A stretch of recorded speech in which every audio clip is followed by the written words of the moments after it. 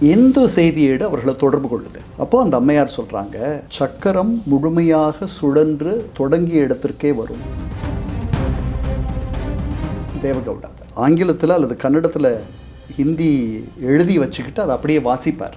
எப்படி இப்போ திரைப்பட பின்னணி பாடகர்கள்லாம் வந்து அவங்க மொழியில் எழுதிக்கிட்டு பாடுறாங்களோ அந்த மாதிரி. இதுக்கிடையில் தமிழ்நாட்டிலிருந்து இந்த முறை ஒருவேளை ஒரு தமிழர் பிரதமர் ஆகிடுவாரோ, மூப்பனர் ஆகிடுவாரோ அப்படின்ற ஒரு எண்ணம் இருக்குது தமிழ் மாநில காங்கிரஸில் இருக்கவங்களுக்கு. பிஜேபியோட சேர்ந்ததே ஒரு பெரிய ஒரு மாயாஜாலம்னு எடுத்துக்கலாம் நீங்கள். அதை எப்படி அவ்வளோ துணிவாக அவங்களால மட்டும்தான் சேர முடியும்.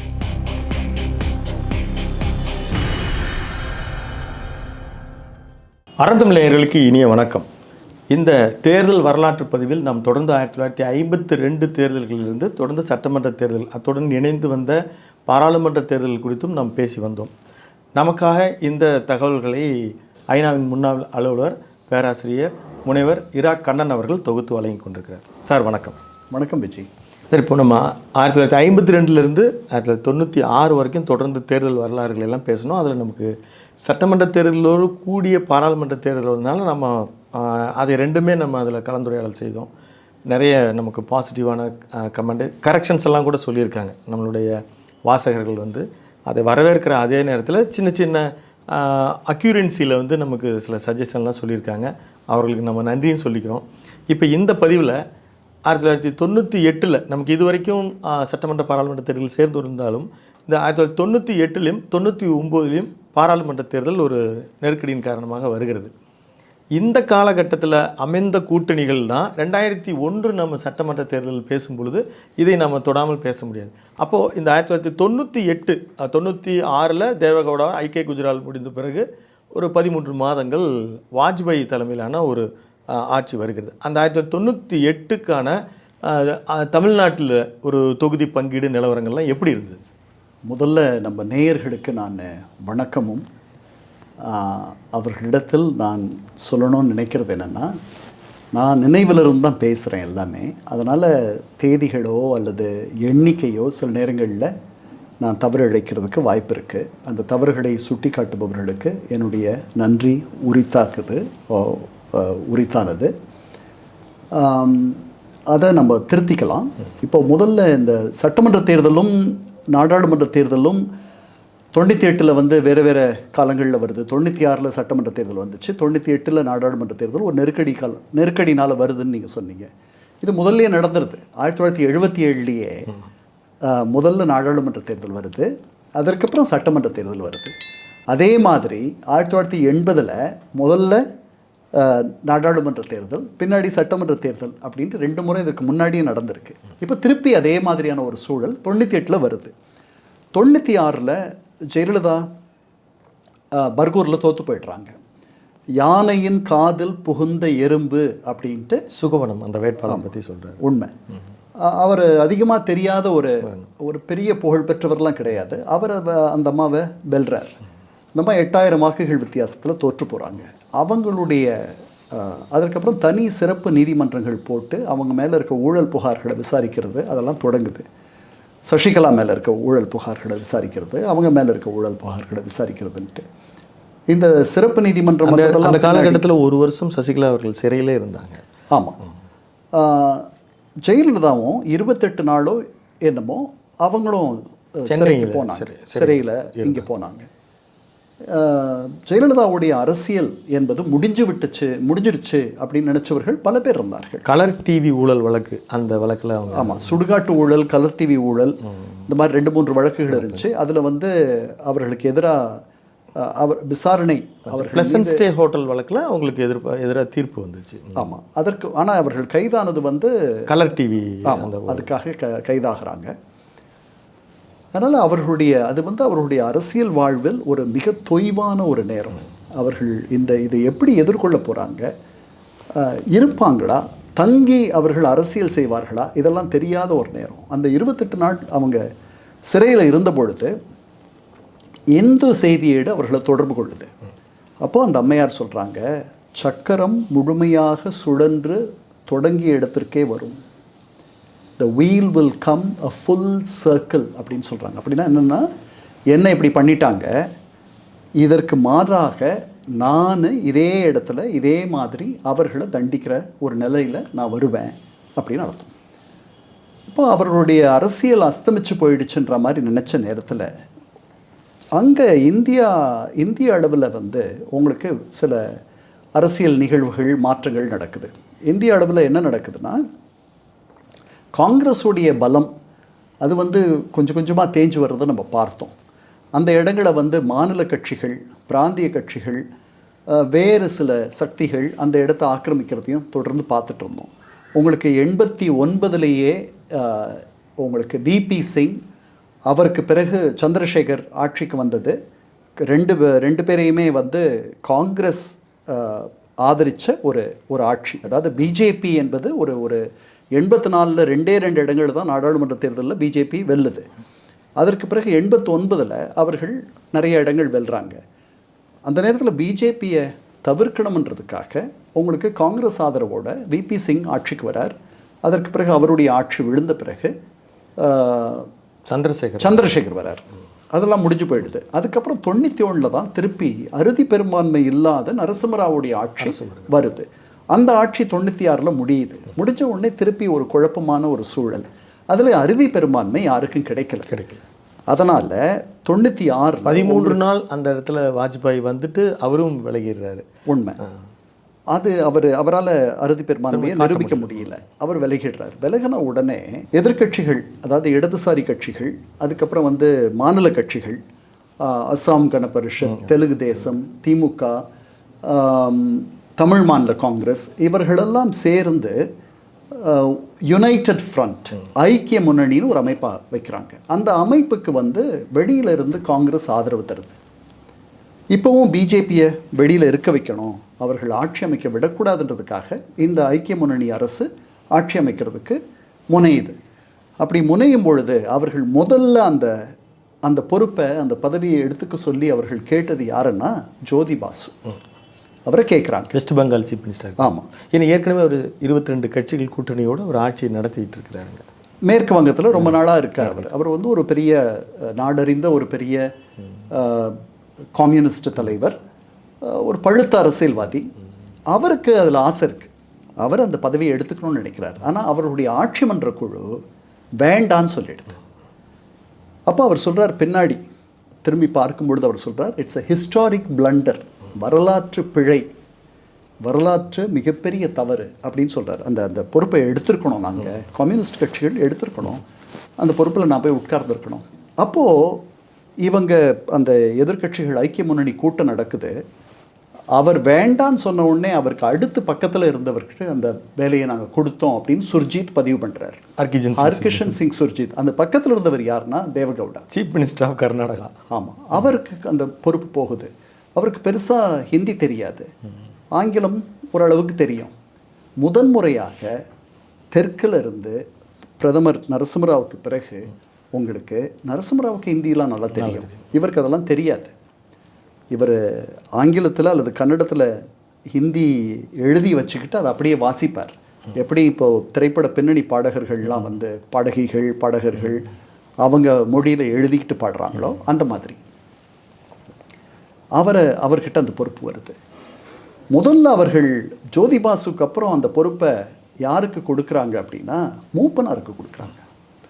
மூப்பனார் வந்து வேண்டான்னுடுறார். இதுக்கு முன்னாடியே இது மாதிரி ஒரு முன்னுதாரணம் இருக்குது. காமராஜருக்கு இந்த பொறுப்பை எடுத்துக்கணுன்ட்டு காமராஜரை சில பேர் விரும்பின போது no Hindi no English then how அப்படின்னு அவர் கேட்டதா ஒரு தகவல் உண்டு. எனக்கு பெருசாக ஹிந்தி தெரியாது, பெரிய ஆங்கில புலமையும் இல்லை அப்படின்ட்டு. அவர் ஆங்கில பத்திரிகைகள்லாம் படிப்பார், ஆங்கிலம் அவரால் பேச முடியும், ஓரளவுக்கு நல்லா புரிஞ்சுக்குவார்.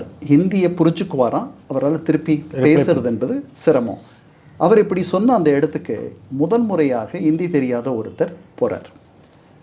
இப்போ அவர் போயிடுறாரு. மூப்பனார் வேண்டான்னு சொன்னதுனால நாங்கள் அவருக்கு அடுத்து இருந்த ஆள்கிட்ட அதை கொண்டு போய் கொடுத்துட்டோம் அப்படின்னு சுர்ஜித் பின்னாடி பதிவு பண்ணுறார். இப்போ சீதாராம் கேசரி தான் காங்கிரஸுடைய தலைவர். இன்னும் சோனியா காந்தி தலைவராக ஆகவில்லை. அவர் மேலே சில வழக்குகள்லாம் இருக்குது. இவர் அங்கே ஆட்சிக்கு வந்த உடனே தேவகவுடா அவரை பிளாக்மெயில் பண்ணார், அவரை அச்சுறுத்தினார், அவரை பிணை கைதி மாதிரி நடத்தினார் அப்படின்ட்டு ஐகே குஜ்ரால், பின்னாடி பிரதமராக வர ஐகே குஜ்ரால் தன்னுடைய நினைவுகளில் பதிவு செய்கிறார். அதனால் சீதாராம் கேசரி இவருக்கு தந்த ஆதரவை ஒரு காலகட்டத்தில் விலக்கிக் கொள்ளுகிறார். இந்த இடத்துல அன்றைக்கு வந்து ஒரு கன்வீனராக சந்திரபாபு நாயுடு இருந்தார் சார். ஆமாம், ஐக்கிய முன்னணியினுடைய ஆமாம் ஒருங்கிணைப்பாளர் தான். அவருக்கும் அந்த வாய்ப்பு வந்துச்சா சார்? இல்லை, எனக்கு தெரிஞ்சு வரலை. அவருக்கு அந்த மாதிரி ஒரு அபிலாஷம் இருந்தால் மாதிரியும் தெரியல, ஒரு பேரவா அம்பிஷன் இருந்தால் மாதிரியும் தெரியல. அதனால் எப்படி ஆயிடுச்சு பாருங்கள், ஒரு நாட்டினுடைய பிரதமர் பொறுப்பு என்பது அதுக்காக பலர் காத்திருந்து அவர்களுடைய வாழ்க்கையவே அதுக்காக அர்ப்பணம் பண்ணவங்களாம் இருக்காங்க. சரண் சிங் தன் பிரதமர் ஆனபோது அவரால் அறுதி பெரும்பான்மையை காட்ட முடியல.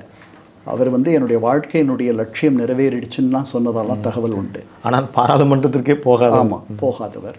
அதே மாதிரி மொரார்ஜி தேசாய் பலமுறை அவர் 2 முறையும் இந்திரா காந்தி கிட்ட தோற்று போனார். முதல் முறை சாஸ்திரி கிட்ட தோற்று போனார், 2வது முறை இந்திரா காந்தி கிட்ட தோற்று போனார். அதனால் இந்த மாதிரி அவ்வளோ பெரிய கிடைப்பதற்கு அரிதான ஒரு நரசிம்மராவ் அவர்கள் பிரைம் மினிஸ்டர் ஆனது போது கூட அர்ஜுன் சிங் ரொம்ப வருத்தப்பட்டதாக செய்தி உண்டு. இருக்கலாம், கண்டிப்பாக இருக்கலாம். அவர் துறவரம் பூண்டு அரசியலிருந்து ஓய்வு பெற்று வீட்டுக்கு திரும்பும் நேரத்தில் தான் அவருக்கு முதல்ல சங்கர் தயாள் சர்மாவுக்கு தான் அந்த வாய்ப்பை தராங்க. அவர் வந்து சொல்கிறாரு, ஐ எம் ஃப்ளாட்டர்ட், பட் எனக்கு வயசாகிடுச்சு, எனக்கு வேண்டாம் அப்படின்னு சொல்லிடுறாரு. பின்னால் அதனால தான் அவருக்கு ஜனாதிபதி வாய்ப்பு. ஆமாம். அப்புறம் இவருக்கு போகுது. இவர் போன உடனே இவர் திரும்பி ஆந்திராவுக்கு திரும்பி வர்றதுக்காக அவருடைய பெட்டி படுக்கையெல்லாம் அவர் கட்டி தயாராக வச்சுருந்த நேரம், அந்த நேரத்தில் அவருக்கு திருப்பி இப்படி ஒரு வாழ்வு வருது. அவர் வந்து ஒரு மைனாரிட்டி அரசை, ஒரு சிறுபான்மை அரசை அந்த பொருளாதார இக்கட்டான நேரத்தில் நடத்தினார். அந்த நேரத்தில் தான் இந்தியாவை வந்து முழுமையாக திறந்து விடுறதும் நடந்துச்சு. அதற்கு பிறகு இன்றைக்கி இருக்கிற இந்தியா உருவாகிறதுக்கு அவருடைய அந்த 5 ஆண்டு காலம் வந்து ஒரு பெரிய காரணமாக இருக்குது. மன்மோகன் சிங்கும் கூட ஆமாம், அவருடைய நிதியமைச்சர் அவர் இருந்தார். அவருக்கு பூரண சுதந்திரம் கொடுத்தார். அதனால் அது நடந்துச்சு. அந்த நேரத்தில் தான் வந்து ரூபாயினுடைய மதிப்பை குறைக்கிற டீவேல்யூவேஷன் என்ற பண மதிப்பிழப்பு, அதை வந்து அவர்கள் முதல் முறையாக செஞ்சாங்க. இல்லை, நமக்கு எல்லாருமே அவருடைய நேரத்தில் அதுக்கு முன்னாடி நடந்திருக்கு. நமக்கெல்லாம் இந்த 2018 நவம்பரில் செஞ்சது தானே இன்றைக்கி இருக்கிற ஜென்ரேஷன். அது வந்து டிமானிட்டைசேஷன். ஓகே, அது வந்து செல்லாததுன்னு சொல்கிறது. ஒரு இது அப்படி கிடையாது. இதுக்கு என்ன சார் வித்தியாசம்? இது வந்து ஒரு டாலர், அமெரிக்க டாலர் இன்னைக்கு 90 ரூபா. அது 90 ரூபா கிடையாது, 100 ரூபா அப்படின்னு சொல்கிறது. ஸோ பண மதிப்பு குறைவு, அதை வந்து அண்டர் வேல்யூ பண்ணுறது. அதனுடைய சந்தையில் வந்து இன்றைக்கி நீங்கள் ஒரு டாலர் வாங்கணும் அப்படின்னா நீங்கள் ஒரு 98 ரூபா கொடுத்தா தான் கிடைக்கும். 91 ரூபா 92 ரூபா கொடுத்தா கிடைக்காது. ஒரு 4-5 ரூபா அதிகம் கொடுத்து வாங்க வேண்டியிருக்கலாம். அந்த விலையவே வந்து அரசு விலையாக தீர்மானம் பண்ணுறது. அப்படி பண்ணும் பொழுது நாம் இன்னும் நிறைய ரூபாய்கள் கொடுத்தா தான் டாலரை வாங்க முடியும். அதுக்கு பண மதிப்பு குறைவு. அது நடக்குது. இதெல்லாமே அந்த காலத்தில் அவர் செய்கிறாரு. நிறைய நம்முடைய பொருளாதாரத்தை திறந்து விடுக்கிறார். இப்போ நம்ம 1998 இந்த காலகட்டத்தில் சார், இப்போ முதல் முறையாக பிஜேபியோட ஒரு கூட்டணி சேரக்கூடிய சந்தர்ப்பம் ஜெயலலிதாவுக்கு ஏன் அமைந்தது? வழக்குகள் தான் காரணமா சார்? இல்லை, பல காரணங்கள் இருக்குது. அதில் 2 முக்கியமான காரணம் என்னென்னா, இந்த மாதிரியான ஒரு அசாதாரண சூழல். தேவகவுடா ஆட்சிக்கு வரார், அவருடைய ஆட்சி விழுந்துருது. ஒரு 9, 10, 11 மாதங்களில் அவர் விழுந்துருது. அதற்கு அடுத்து வந்து அடுத்து இந்த முறை மூப்பனாருக்கு அந்த வாய்ப்பு வரும். முதல் முறையாக அவருக்கு அந்த வாய்ப்பு வந்தது. அவர் வேண்டாம் என்று சொல்லி நீங்கள் சொன்னது தேவகவுடாவுக்கும் ஐக்கிய குஜராலுக்கும் இடையில தேவகவுடா விழுந்த பிறகு இவருக்கு அந்த வாய்ப்பு வரணும் அப்படின்னு நினைக்கிறாங்க எல்லாரும்னா அவருடைய கட்சிக்காரர்கள், தமிழ் மாநில காங்கிரஸை சேர்ந்தவர்கள். பி சிதம்பரம் போய் பேசுகிறார் குஜரால் கிட்ட. குஜராலுக்கும் அந்த ஆசை இருக்கிறது, உங்களுக்கு முலாயம் சிங் யாதவுக்கும் அந்த ஆசை இருக்கிறது. பிரதமர் ஆசை எல்லாரையும் மாட்டி. ராம்விலாஸ் பாஸ்வான் அப்படி ஏராளமான பேர் அங்கே வரிசையில் இருக்கிறாங்க. இன்றைக்கி லல்லு பிரசாத் யாதவ் முலாயம் சிங் யாதவ் வர்றதை விரும்பலை. ஒரு யாதவ் இன்னொரு யாதவ் வர்றதை விரும்பலை. அதனால் அங்கே ஒரு செக் வந்துடுது அவருக்கு. அந்த தடையை மீறி அவரால் பெருசாக அவருக்காக சொந்தமாக அவர் லாபி பண்ண முடியல, அவருக்காக போய் பேச முடியல. இவர் ஐக்கிய குஜராலுக்கு அந்த எண்ணம் இருக்குது. அவர் வந்து ஒரு கான்சென்சஸ் கேண்டிடேட், அதாவது எல்லாரும் சேர்ந்து அவரை நோக்கி, அதாவது it's a process of elimination. இவரை போட முடியாது, அவரை போட முடியாது, இப்படி ஒவ்வொருத்தராக எலிமினேட் பண்ணும் பொழுது இவர் ஏன் ஒய் நாட் அப்படின்ற மாதிரி அந்த மாதிரி வந்து லோவஸ்ட் காமன் டினாமினேட்டர்னு சொல்லுவாங்க இல்லையா, அந்த இடத்துல அவர் இருக்கார். ஜோதி பாசுக்கு இதை முதல்ல கொடுத்தாங்கன்னு சொன்னேன். அதுக்கு முன்னாடி அவங்க வந்து விபி சிங்கை போய் இந்த ஐக்கிய முன்னணியை சேர்ந்தவர்கள், அவர் ஏற்கனவே பிரதமராக இருந்தவர், அவரை கேட்போன்னு சொல்லிட்டு கலைஞரோட இன்னும் கொஞ்சம் பேர் எல்லாரும் போய் அவருடைய வீட்டில் போய் அவரை போய் கொஞ்சம் உடல்நலம் ஐ திங்க் கேன்சர் ஏதோ பாதி. ஆமாம், அவருக்கு வந்து ஒரு டெர்மினல் இல்னஸ், அதாவது அந்த நோய் வந்து ஒருத்தர் முடிச்சிடும், அந்த மாதிரியான ஒரு நோய் அவருக்கு புற்றுநோய் நினைக்கிறேன். அதனால் அவர் சொல்கிறார், எனக்கு உடம்பு பெருசாக நல்லா இல்லை, அதனால் எனக்கு வேண்டாம் அப்படின்றார். அவரோட கலைஞர் பேசுகிறார். பேசிட்டு நரசிம்மராவ் கூட தான் உடம்பு நல்லா இல்லை, அவர் 5 வருஷம் இல்லையா, நீங்கள் கொஞ்சம் யோசிங்க, நீங்கள் இருங்க அப்படின்லாம் சொல்கிறார். இது முதல் முயற்சி, முதல் தூதுக்குழு. இது முடிஞ்ச பிறகு பின்னாடி கலைஞர் இல்லாத ஒரு தூதுக்குழு இப்போ வந்து ஒருவேளை அவர் ஒத்துக்குவாருன்ற மாதிரி இருக்குது. முதல் முறை. அடுத்த முறை திருப்பி எல்லாரும் போகிறாங்க அவரை பார்க்குறதுக்கு. அவர் வீட்லேயே இல்லை, வீட்டில் சொல்லிட்டு போயிடுறாரு, இந்த மாதிரி நான் வெளியே போயிடுறேன், நான் எங்கே போயிருக்கேன்னு யாருக்கும் சொல்ல வேண்டான்ட்டு. டெல்லியில் அவர்கள் வீட்டில் இவருக்கு காத்திருந்த வரைக்கும் அவர் பாட்டுக்கு காரில் வலம் வந்துட்டுருக்கார், அவங்கள தவிர்க்கணுன்றதுக்காக. அவங்கக்கிட்ட எனக்கு இது வேண்டான்னு சொல்கிறதுக்கு அவருக்கு பெரிய அளவில் ஒரு மனசு இல்லை அப்படின்ட்டு எல்லாம் சொல்கிறாங்க. இதில் பிஜேபி ஆட்கள் என்ன சொல்கிறாங்க, அதெல்லாம் காரணம், அவர் வந்து பிரதமர் ஆகணும் அப்படின்னா காங்கிரஸுடைய ஆதரவு வேணும். காங்கிரஸுடைய ஆதரவு அவருக்கு சோனியா காந்தினால கிடைச்சிருக்காது. அதனால் சோனியா காந்தி பின்னாடி இருந்து ஏற்கிறாங்க அப்படின்னு நினைக்கிறாங்க, அதனால் கிடைச்சிருக்காது. அதுதான் உண்மை அப்படின்றாங்க. எது உண்மையோ, அவர் உடல்நலம் சரியில்லாத இருந்ததுன்றது உண்மை. 2 பேரும் வந்து 2 முறை தூதுக்குழு போய் பேசிச்சுன்றது உண்மை. அதுக்கப்புறம் அன்றைக்கி இரவு அவரே வரார் கலைஞரை பார்க்க. வந்துட்டு எனக்கு உடம்பு முடியல ரொம்ப, நான் அதை எப்படி வந்து மறுத்து சொல்கிறதுன்னு தெரியல, அதனால் நான் எடுத்துக்கலைன்னா பின்னாடி சொல்கிறார். இதெல்லாம் பதிவில் இருக்குது.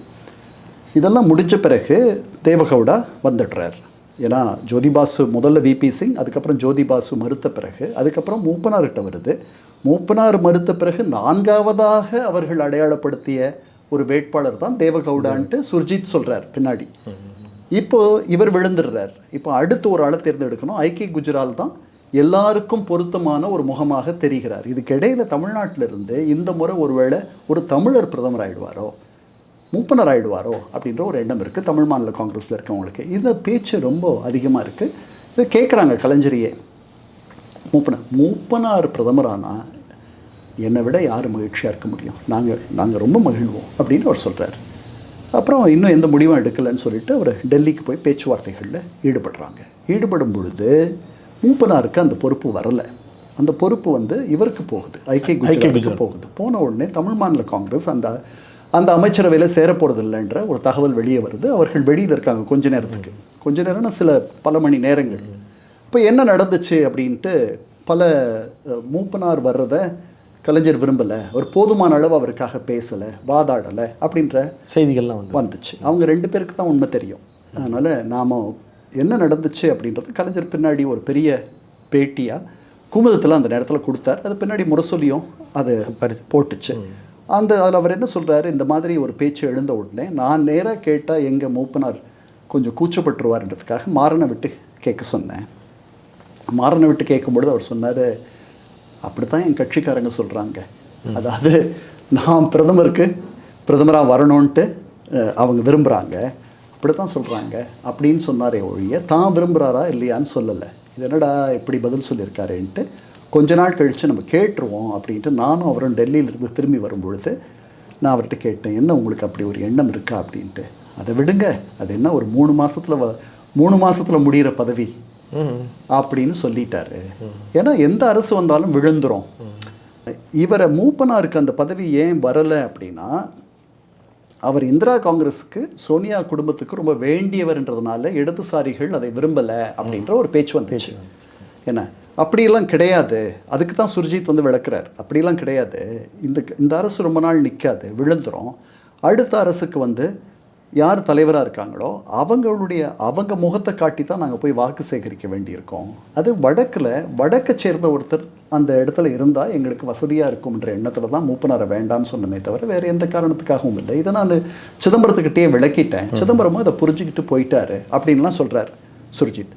சிதம்பரம் வந்து இதெல்லாம் முடிகிறதுக்கு முன்னாடி, ஐக்கிய குஜரால்னு முடிவாகிறதுக்கு முன்னாடி போய் குஜராலில் போய் கேட்குறாரு, நீங்கள் பிரதமரானீங்கன்னா மூப்பனார் உங்கள் அமைச்சரவையில் இருப்பாரா, அல்லது அவர் பிரதமரானாரா ஆனார்னா நீங்கள் அவருடைய அமைச்சரவையில் இருப்பீங்களா? உடனே குஜரால் வந்து ஆமான்னு சொல்கிறாருன்னு நினைக்கிறேன். சொல்லிட்டு அவர் பிரதமர் ஆகிற எண்ணம் இருக்கா அவருக்குன்னு கேட்குறாரு. அதை வந்து அவருக்கு பதில் சொல்லாத மழுப்பிடுறாரு அப்படின்ட்டு எழுதுறாரு குஜரால். இது நடக்குது, அவர் சரியாக பதில் சொல்லவில்லைன்ட்டு. ஸோ இப்போ குஜரால் வந்துடுறார், தமிழ் மாநில காங்கிரஸ் சேர்ந்துடுறாங்க.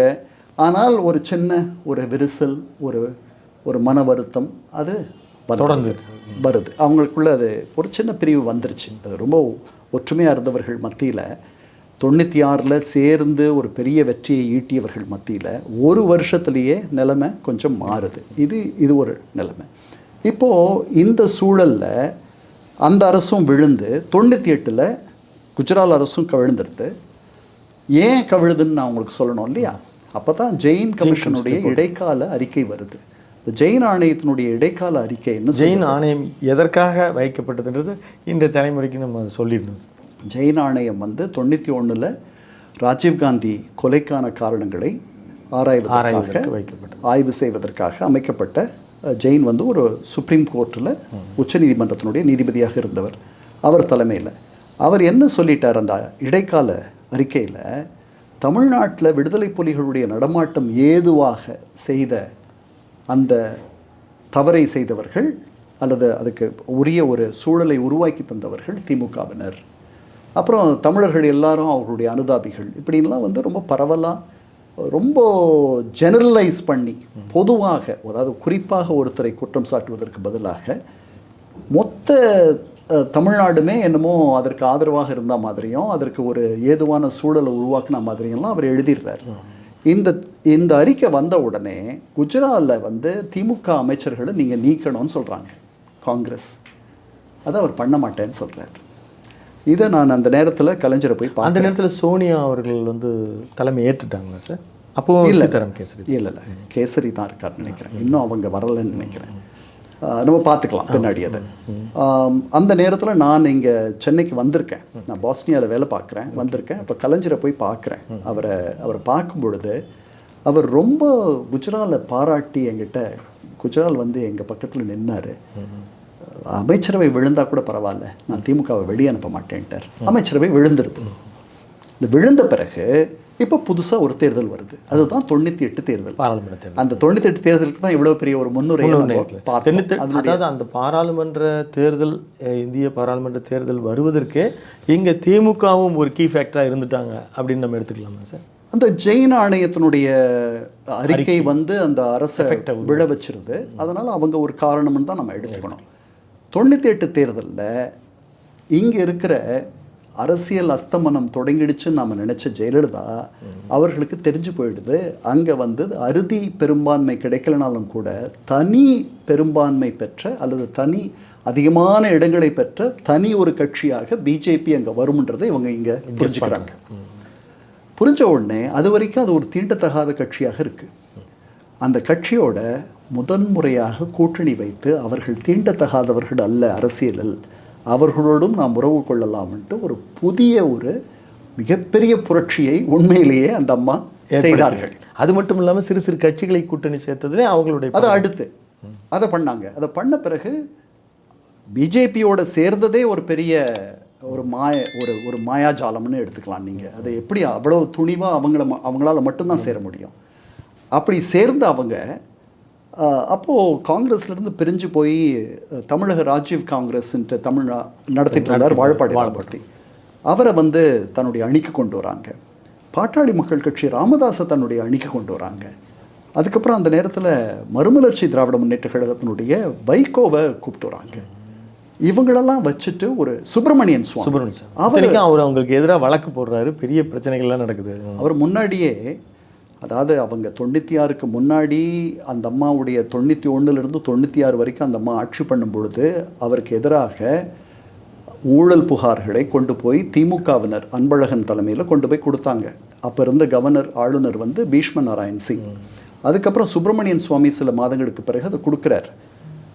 அந்த நேரத்தில் தான் சந்திரலேகா மேலே, ஐஏஎஸ் மேலே ஆசிட் விழுறதெல்லாம் நடக்குது. ஆசிட் ஊற்றுனதெல்லாம் நடந்துச்சு.